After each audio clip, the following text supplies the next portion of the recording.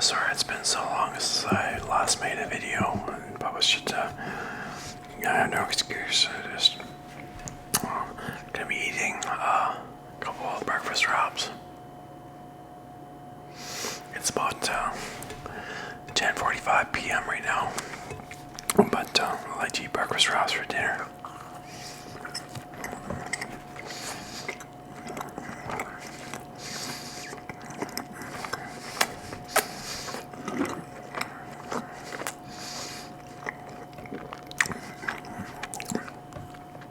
And there's egg and cheese and mayonnaise and hot sauce in there. Some spinach wraps. And Budweiser Zero, no alcohol beer. It's good stuff. Yeah, I just got off work, so. And I drove a coworker home.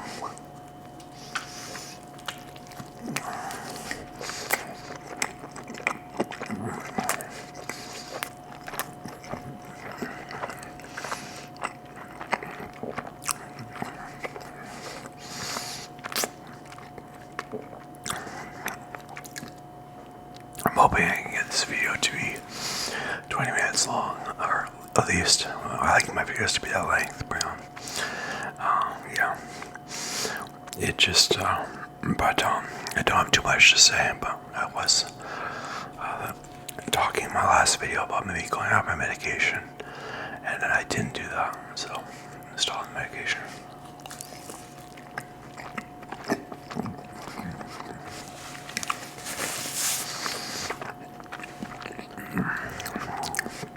I work at a resort and I got a spa pass for a complimentary spa pass for the Nordic spa there, so that's good. Because my old one expired basically, and I still haven't been to the new spa because they built this new spa there.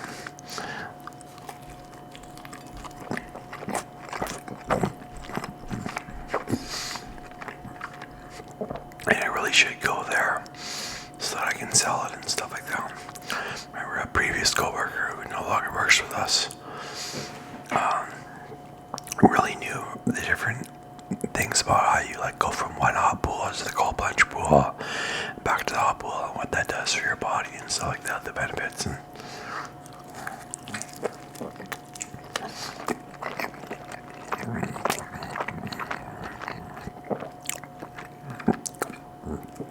yeah, let me just see. So, I think Irv Gotti died. He was a music producer, a rap music producer, and if you remember Ja Rule,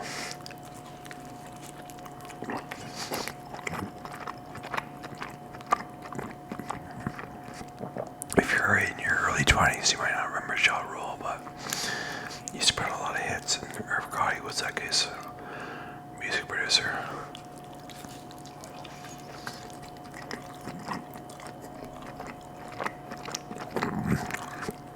But he was in beefing with with 50 Cent, the rapper, and I saw this interview with Irv Gotti, and he's saying that what he should have done is he should have signed 50 Cent to his record label, and that way he could have controlled him and stuff. That's pretty crazy.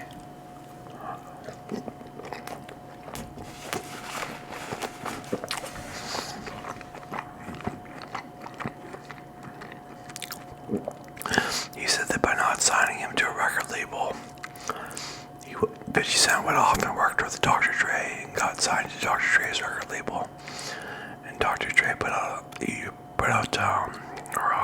made for 50 Cent the song In the Club, which was a huge hit.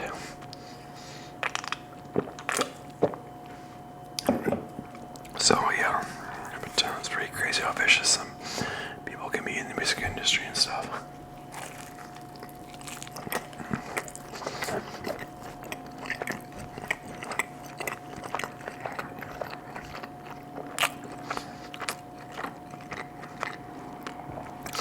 Yeah, I've been using my blender. A little while ago I got this Ninja brand blender, which is, and I forget the actual model number actually. Yeah.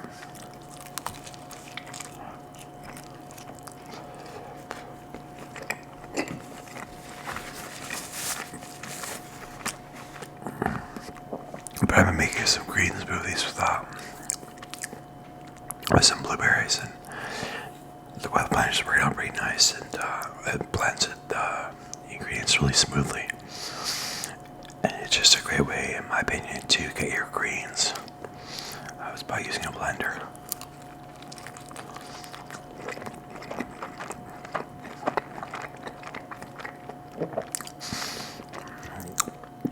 I put some Spanish in there. I'm not sure if I said that already, but it's really loud though. My blender, it's crazy loud. I come here at like 8:30 at night, for instance, the other night, and made a smoothie, and that's when I got off work, and it was incredibly loud, and I thought I was going to wake up the upstairs neighbors, but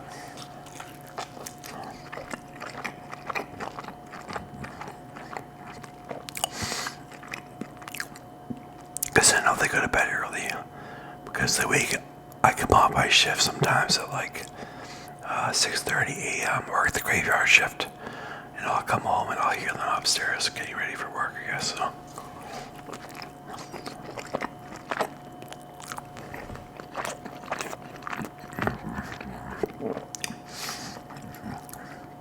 I did a couple cover shifts at work.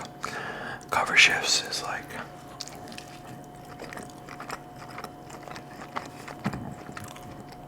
so I'll start over. I work at a resort, and I work as a front desk supervisor in net audit, and the cover shift is working from like 10 a.m. till 6 p.m. or 9 a.m. till 5 p.m.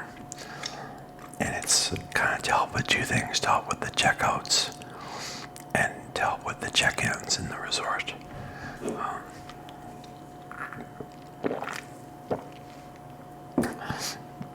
And usually my manager puts the new employees on cover shifts, basically.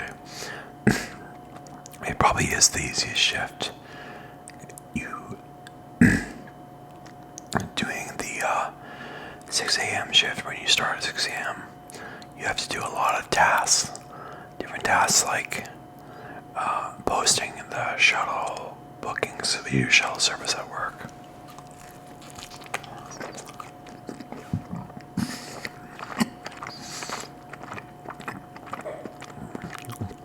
Where we drive our staff home or drive our staff to work.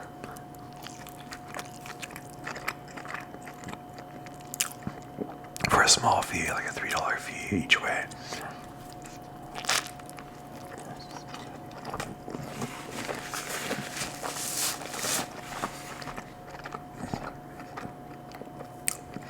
And you gotta like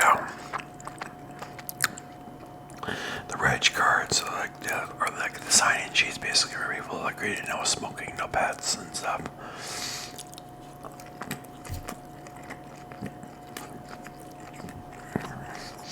They'll sign that.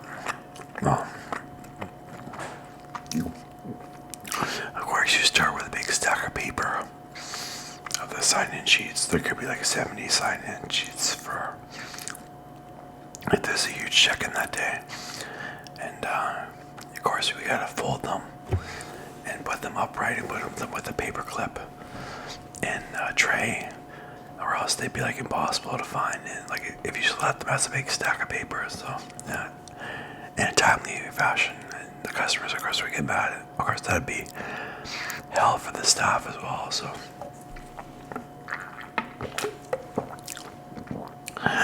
you just have this pretty big checklist of different tasks you have to do, and night shift, I guess there's not too many tasks you have to do other than checking people in. I mean, you gotta do your cash out, where you count up the MasterCard receipts, count up the Visa card receipts, see if they match up to what's been posted on the computer. But I guess the main thing is that you're going to be alone after the person working the cover shift leaves. If you work the 2 p.m. till 10 p.m. shift, you're there alone for maybe 4 hours, 5 hours. But getting back to the whole reason I did the cover shift is because a coworker of mine, she wanted to switch shifts with me. She got another job at a hotel restaurant in the area, and so yeah, she and something to do with it worked worked better with her schedule if she could start at the 2 p.m. into the 2 p.m. till 10 p.m. shifts, which I was scheduled for originally. So we switched shifts, and I ended up being on 2 covers.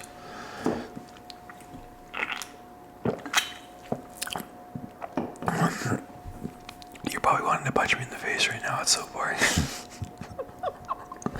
Going into detail and explaining on and on about my job. But I'm reading a bit of Psychology of Money, which is a nice book. And it's kind of like just about how to, I guess, make money and just the mindset you should have when thinking about how to save money and stuff like that. And it's a pretty interesting book, and I can't tell you any specific things from the book really, but I've been reading that, and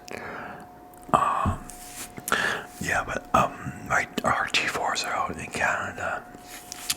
I live in Canada.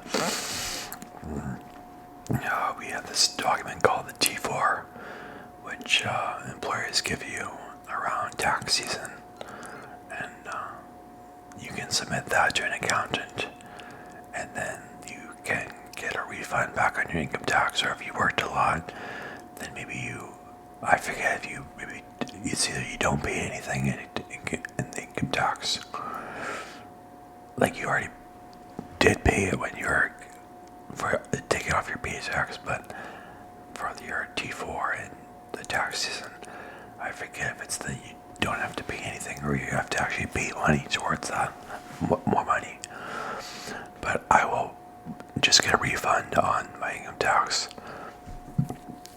or rebate, whatever it's called. So that's pretty cool.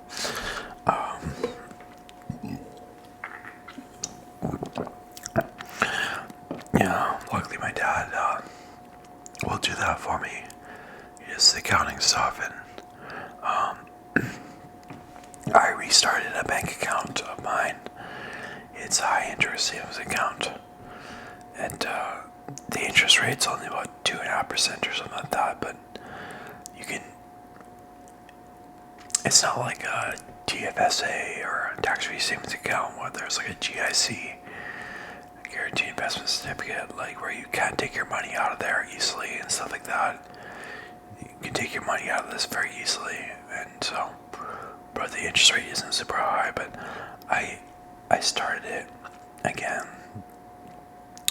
and I set it up so that every 2 weeks it'll take $100 from my checking account and put it into this high interest savings account. And I've just come to realize that the more accounts you have, the more you can afford to do that sort of thing, the more money you're going to save, in my opinion. Like, I'm already getting about $68 taken off each paycheck and going into a vacation fund at work. And it's just something that you can forget about for a while. And then later on, 3 or 4 months, you check back in with it and you realize that you've gained quite a significant amount of cash, and you probably would have spent that money anyways. At least that's with me. I'm not sure about you, and that's what I'm going for with this new, or by restarting this high interest savings account. So that's gonna be cool, and we'll see how that goes.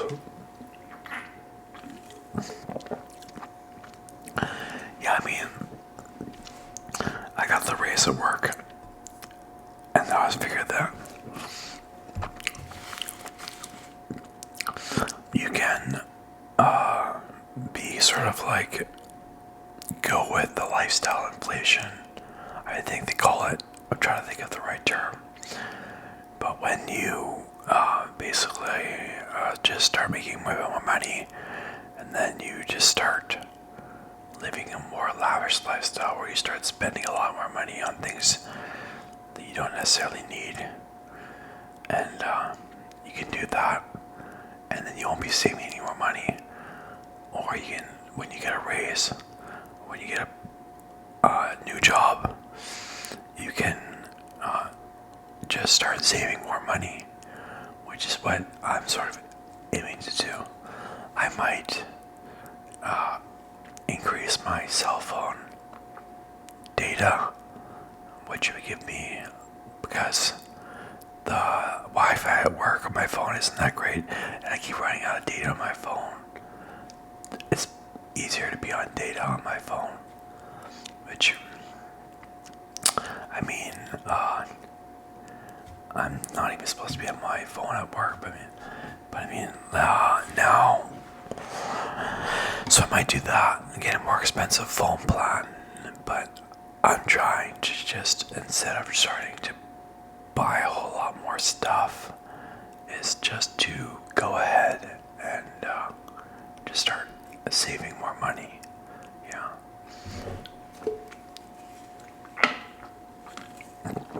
Because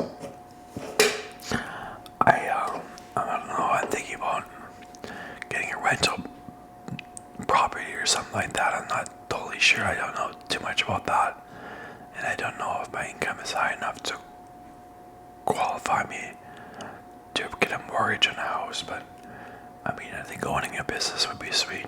I have this side business, which is the YouTube channel. But I just, yeah, let me just see. Okay. I was gonna go and let me just see here. One sec, please. Yeah, I was gonna talk a bit about what my experience was like, because I don't know if I explained this in the past videos.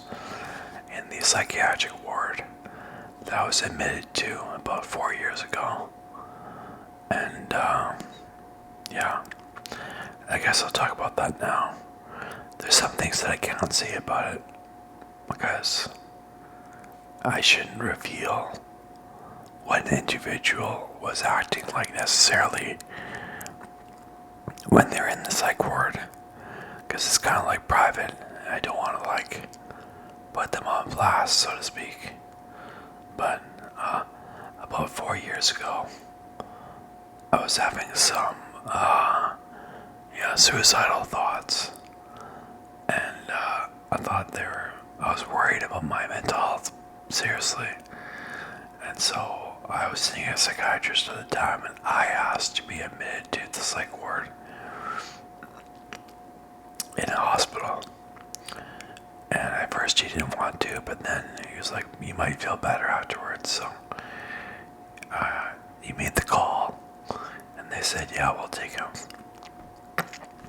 And so I think it was that day,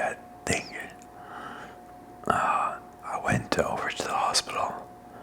I took a duffel bag of my clothes and stuff like that, and got admitted. And I think they did like a physical or like a checkup on me about my heart rate and stuff like that, and did a urine test, and they put me in those hospital clothes. Obviously, I mean, like, they gave me the clothes and I changed it to them. They didn't have to dress me or anything. But yeah, I mean, it was now I wasn't seeing a I was seeing a psychiatrist. I think for the first little while I wasn't. Like inside the hospital, that is. And, but I did see a psychiatrist after a little while. I think about once per day. And, he upped my medication doses. And I remember because I was on an antipsychotic antidepressant, and he upped those doses. And I remember feeling like, very, very strange, I guess, very like, this weird fuzzy feeling, and like but I think it was all in my head, honestly, because now that I realized that the dosages weren't very high, and I brought this to his attention, and he said the doses weren't very high, and so the second nurses were saying it's probably all in your head, Matt, and I think they were right at the time. But at the time, I was convinced that I was put on too high of a dose. But about every night at about 10 o'clock at night, or maybe earlier, I think it might have been 9 o'clock at night, you'd be in bed and the psych nurse would come to your room with your pills in a little paper cup and give them to you, and you down there make sure that you took them, that you didn't spit them out or anything like that. And but they didn't ask me. I don't think they asked me to go like and stick in my tongue and make sure that I swallowed them. And it wasn't, you know what I mean, or didn't put them underneath my tongue. But I did take them and I swallowed them. And but yeah, I made a friend in there. He was just like, because each room, or bedroom I should say, had 2 beds in it.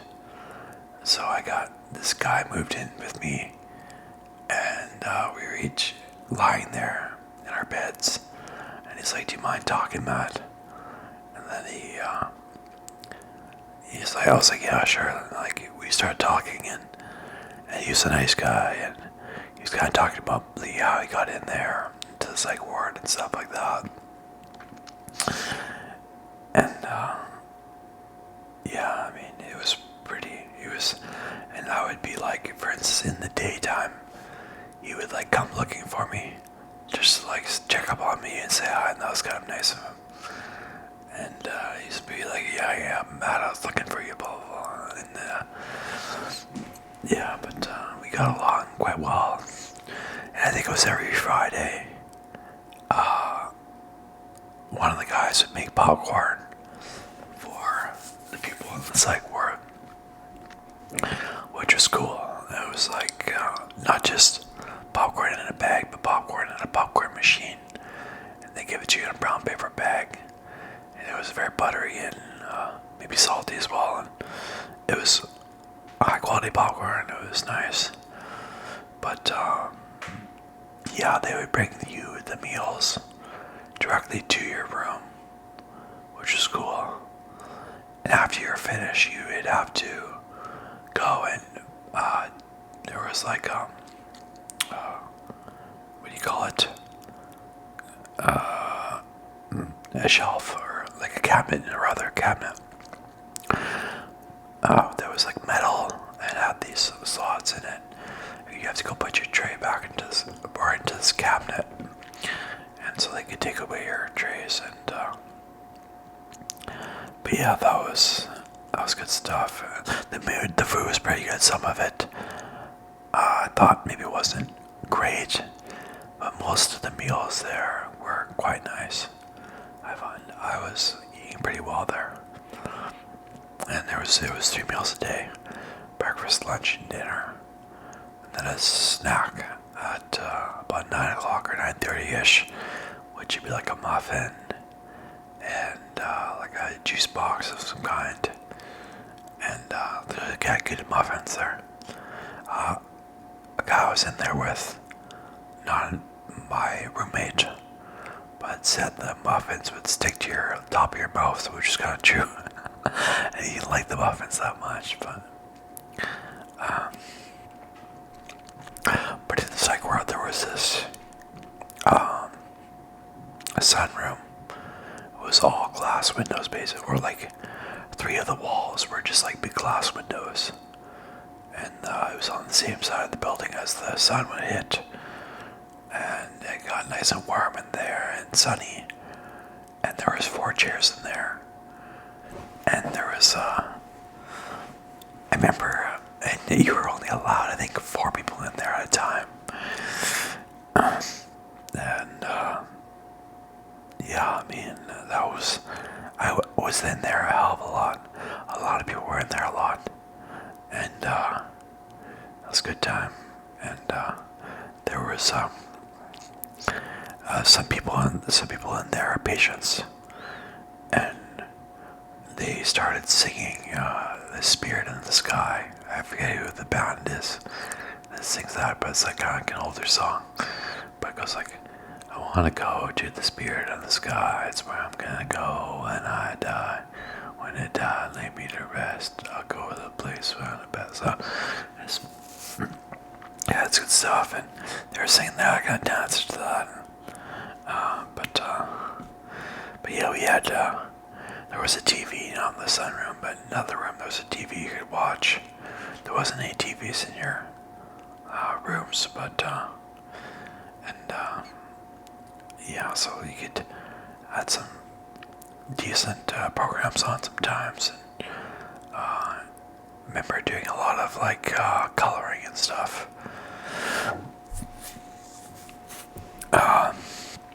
Making these like patterns and stuff like that, drawing just to keep myself occupied and stuff like that in my spare time. Did a fair bit of reading. I was reading this book on this guy was building this cathedral, but you, I don't know what your impression of a psych ward is like. If you think there's just like people in there that are absolutely nuts, but I don't know. Everybody's being medicated basically and looked after by psych nurses and psychiatrists. And so I think probably because of the medication, you don't have people that are tending to act up. There isn't a lot of like screaming and yelling and crazy shit going on, I would say. Yeah.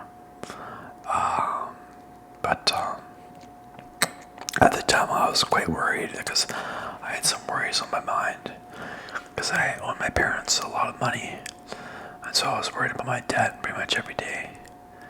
And I have paid them off since, but and that's because I have this job now.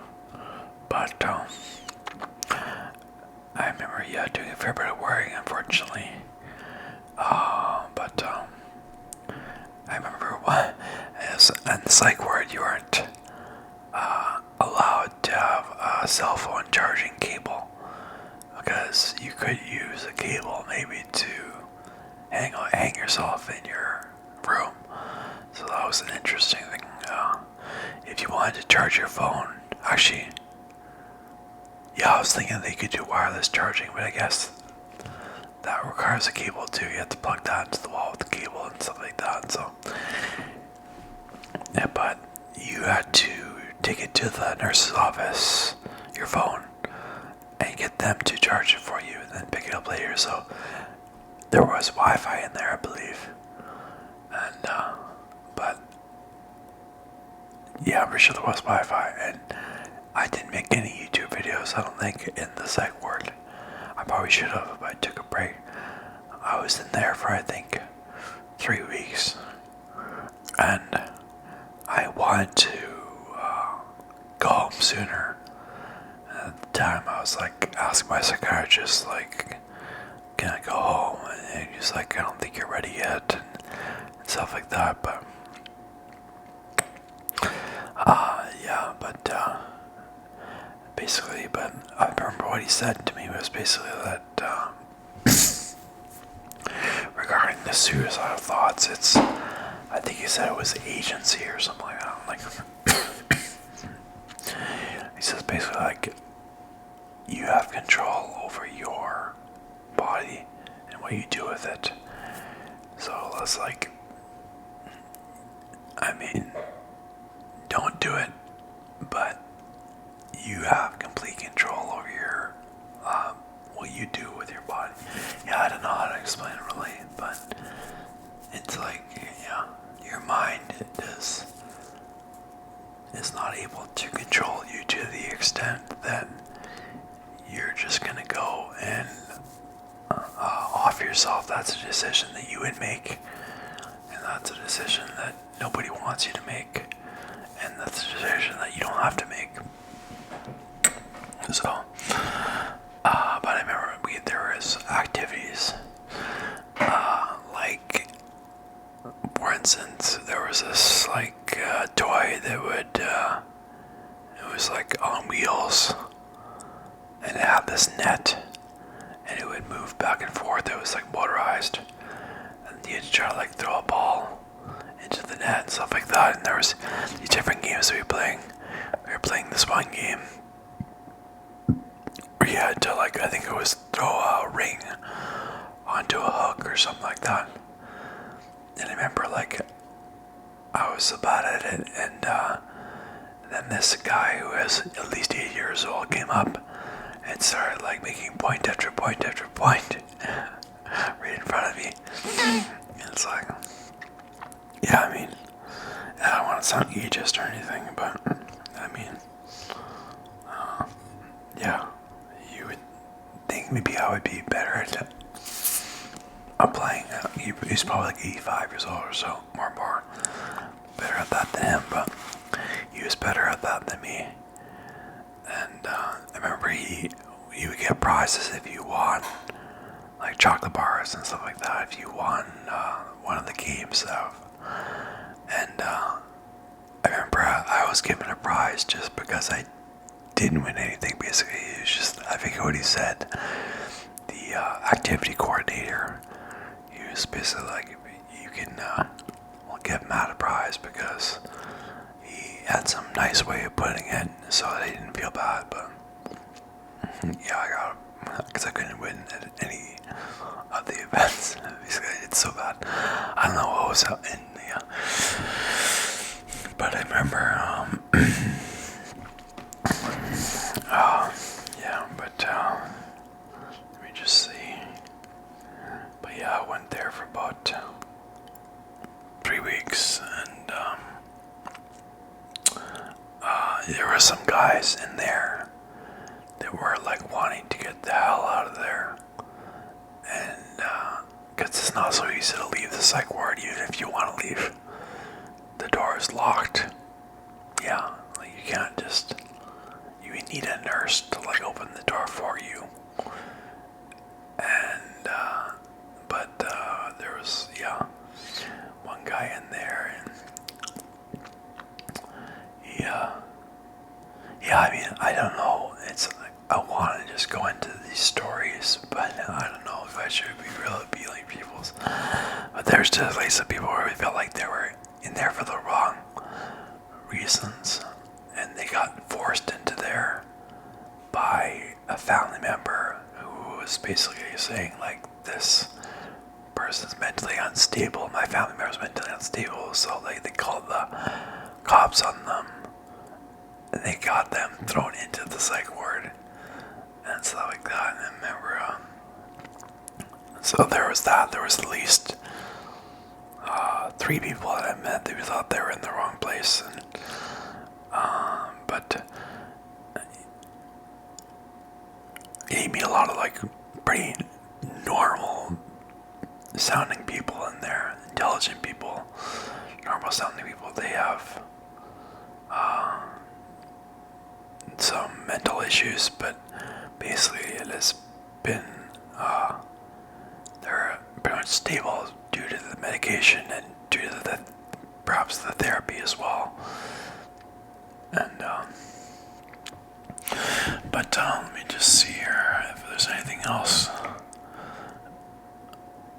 think that's about all for now. So thanks for watching.